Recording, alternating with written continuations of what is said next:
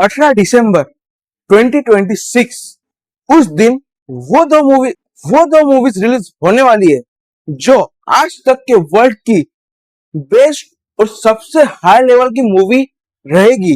यानी कि मैं बात कर रहा हूँ ड्यून्स डे की। क्या नहीं समझे? मैं बात कर रहा हूँ ड्यून 3 और अवेंजर्स डूम्स डे के क्लैश की। और एक और बात, आप सबको पता ही होगा कि ये दो मूवीज का क्लैश आज तक के पूरे वर्ल्ड की हिस्ट्री का वो एक ऐसा क्लैश होने वाला है जो जो कोई मूवी की हिस्ट्री बनाएगा या जो किसी बड़े मूवी के जो डिफाइन करेगा कि ये क्लैश सिर्फ दो मूवीज का क्लैश नहीं है, बल्कि ये होने वाला है वर्ल्ड वॉर 3 की फाइट जो होगी ड्यून 3 और अवेंजर्स डूम्सडे के बीच में। और एक और बात, आप सबको सिर्फ इतना ही पता होगा कि ये क्लैश होने वाला है 18 दिसंबर को, लेकिन ये नहीं पता कि अवेंजर्स डूम्सडे कि, कितनी ज्यादा इंपॉर्टेंट है मार्वल के लिए। अगर गलती हो गई एक भी, जो गलती होगी नहीं लेकिन हो गई तो ये मूवी के लिए डिसएडवांटेज पॉइंट बन सकता है कि मार्वल लगभग 1 बिलियन कम पैसे कमाएगा जितना उसका प्रिडिक्शन है या जितना उसका बस है उससे। आपको पता है कि अभी स्पाइडरमैन ब्रांड न्यू डे ने लगभग 2 बिलियन के ऊपर कमाई की और उसकी जो एडवांस बुकिंग थी उससे 60 गुना ज्यादा अवेंजर्स डूम्सडे की एडवांस बुकिंग है। और अभी से ये भी एक्सपेक्ट कर रहे हैं कि अवेंजर्स डूम्सडे अपने पहले दिन या पहले वीकेंड में लगभग 1 बिलियन की कमाई कर सकती है, क्योंकि मूवी की हाइप इतने ऊपर है कि आप सोच नहीं सकते कि कहां तक जा सकती है मूवी पैसों के मामले में पूरे लाइफ टाइम में। लेकिन यहीं पर आता है एक और प्रॉब्लम जो है ड्यून 3, क्योंकि ड्यून 3 जो ड्यून का तीसरा पार्ट है वो भी अच्छा लग रहा है, उसमें भी कोई बुराई नहीं है, क्योंकि वो भी एक अच्छा मास्टर प्लान, वो भी एक अच्छी मूवी होगी जो जो अपना नाम साबित करेगी बॉक्स ऑफिस पर पूरे दुनिया भर के और लोगों के दिलों में भी। और साथ ही में आपको तो पता ही है कि हर ऑडियंस सबसे पहले अवेंजर्स डूम्सडे को ही चूज करेगी। लेकिन बात आती है जहां आईमैक्स स्क्रीन की, वह ड्यून 3 ने बाजी मार ली है लगभग 2 हफ्ते से 3 हफ्तों तक, लगभग 2-3 हफ्तों तक। और आप सोच सकते हो कि जो मूवी आईमैक्स में रिलीज होती है उसको कितना ज्यादा पुश मिलता है पैसों के मामले में और ऑडियंस के भी मामलों में।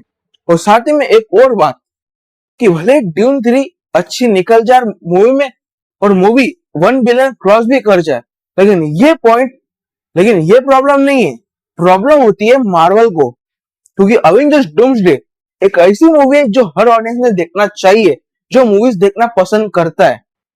और वहीं पर ड्यून 3 बाजी मार जाती है अवेंजर्स डूम्सडे को रोकने के लिए, क्योंकि उसने तो आईमैक्स के स्क्रीन सब लेके गए, क्योंकि उस मूवी ने आईमैक्स के सारे स्क्रीन लेके गई। लेकिन अब मार्वल क्या करने वाला है?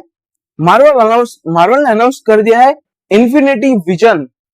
यही है ना? पता नहीं, आप बताना कमेंट सेक्शन में यही है कि नहीं। लेकिन एक और पॉइंट आता है जो है मार्वल का मास्टर प्लान। मार्वल का मास्टर प्लान ऐसा है कि अवेंजर्स डूम्सडे को रिलीज करने से पहले अवेंजर्स डूम्सडे की इतनी हाइप कर दो कि ड्यून 3 को झक मार के या तो ड्यून 3 को या तो पीछे हटना पड़ेगा या फिर आईमैक्स वाले या फिर जो आईमैक्स है उसको अपने स्क्रीन अवेंजर्स डूम्सडे को देना ही पड़ेगा। और ये प्लान ये था कि अवेंजर्स डूम्सडे के पहले स्पाइडरमैन ब्रांड न्यू डे और ओटीटी शोज जो मार्वल रिलीज कर रहे हैं, एक मूवी तो रिलीज कर भी दी जिस मूवी ने लगभग 2 बिलियन के ऊपर कमाई की और जो कोई सोच भी नहीं रहा था, उस मूवी ने वो कमाल करके दिखाया। और अब आप सोच सकते हो कि अवेंजर्स डूम्सडे कितना बड़ा रिकॉर्ड बनाएगी आज तक के पूरे वर्ल्ड का। यस, पूरे वर्ल्ड का। लेकिन एक और पॉइंट आता है जो है अवेंजर्स डूम्सडे की मार्केटिंग स्ट्रेटेजी। भले ही अवेंजर्स डूम्सडे एकदम बिग मूवी हो, लेकिन ड्यून 3 की मार्केटिंग जो अभी से ही चली आ रही है वो भी कुछ कम नहीं है। वो भी सही तरीके से टक्कर दे रही है अवेंजर्स डूम्सडे को, जिस तरह से ओडीसी मूवी ने स्पाइडरमैन को टक्कर दी थी। और अगर ओडीसी मूवी अभी रिलीज नहीं होती तो स्पाइडरमैन ब्रांड न्यू डे को और ज्यादा पैसे कमाने का मौका मिलता और ऑडियंस भी और ज्यादा जाती स्पाइडरमैन और ज्यादा पैसे कमाने का मौका मिलता।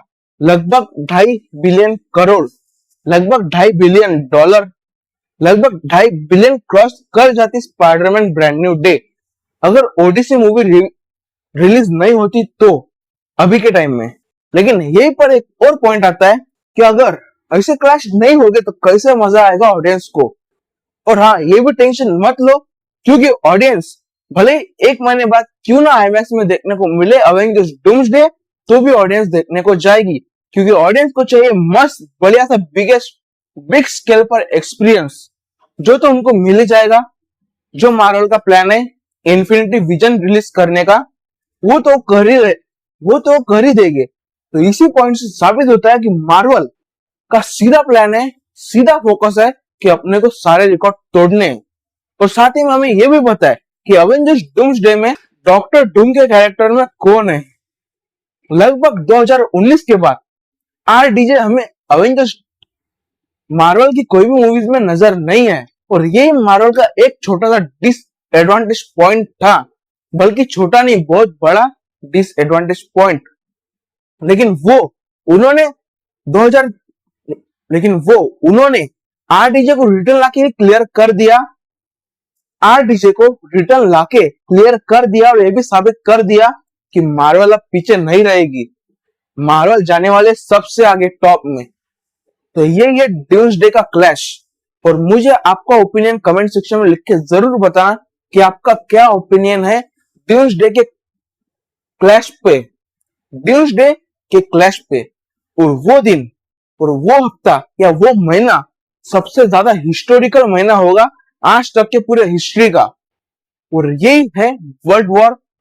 और यही नहीं बल्कि अवेंजर्स डूम्सडे में हमें यह भी पता चलेगा कि अवेंजर्स सीक्रेट वॉर आखिर होगी क्या। तो आप सब रेडी हो जाओ, क्योंकि वो दिन या वो महीना कोई साधारण नहीं जाने वाला। तो बिना किसी देरी से वीडियो खत्म करते हैं। और हाँ अमीरो, चैनल को सब्सक्राइब, वीडियो को लाइक शेयर जरूर करना। तो अमीरो मिलते हैं अगले वीडियो में, बाय बाय। और हाँ प्लीज कमेंट करना मत भूलना कि आपको ये वीडियो की स्टाइल कैसे लगी। हाँ मुझे पता है कि ये वीडियो की स्टाइल व्लॉगिंग स्टाइल में बनाया गया है, लेकिन मैंने सोचा कि एक थोड़ा न्यू बना के देखिए, ट्राई करते हैं कुछ नया, हो सके ये वीडियो वायरल हो जाए। ज्यादा नहीं 10,000 व्यूज काफी है। और अगर इस पे 10,000 व्यूज कंप्लीट होते हैं तो मैं 100% गारंटी से बता रहा हूं कि मैं अवेंजर्स डूम्सडे और सीक्रेट वॉर की कहानी पूरी एक्सप्लेन करूंगा मेरे अगले वीडियो में, अगर 10,000 व्यूज कंप्लीट होते हैं तो। वरना अपने जो वीडियोस चल रहे हैं वही चलते रहेंगे, हर हफ्ते में वही चलते रहेंगे। तो अमीरो बाय बाय।